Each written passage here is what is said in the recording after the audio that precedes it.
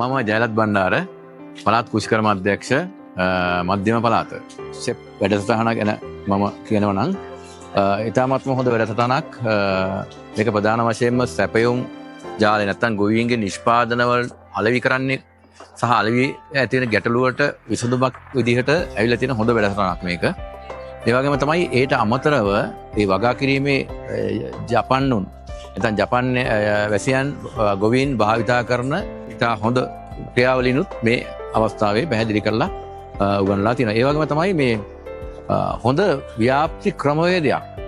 හොඳ ව්‍යාප්ති ක්‍රමවේදයක් ඇත්තටම ගොවීන්ගේ අවශ්‍යතාවයන් අනුව ගොවීන්ට අවශ්‍ය දේ ඉගෙන ගැනීම සඳහා සකස් වෙච්ච ප්‍රෝග්‍රෑම් එකක් මේක.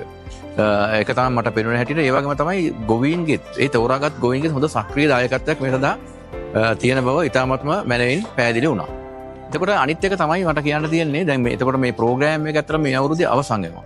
අවසන් වෙනවා. ඉතාමත් හොඳ ප්‍රෝග්‍රෑම් එකක්. හොඳ ව්‍යාප්ති වැඩසටහනක් එක යන ප්‍රෝග්‍රෑම් එකක්. මේ ප්‍රෝග්‍රෑම් එක කොහොමද ඉස්සරහට සස්ටේන් වෙන්නේ නැත්නම් අකණ්ඩව මේක ගෙනියන්නේ කොහොමද කියන ප්‍රශ්නේ අපිට තියෙනවනේ.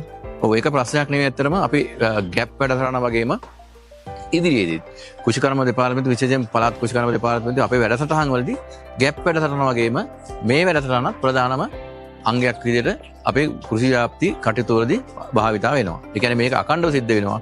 ඒ වගේම තමයි මේ තව දුරටත් වර්ධනය කරමින් සිදු කරන්න බලාපොරොත්තු වෙනවා. විශේෂයෙන්ම සැපයුම් අගයදාමයක් විදිහට මෙහෙම ක්‍රියාවලිය තව දුරටත් වැඩි කරන්න. ඒ වගේ තමයි දැනට අනුගත වෙලා තියෙන එක්ස්ටෙන්ෂන් සිස්ටම් එක.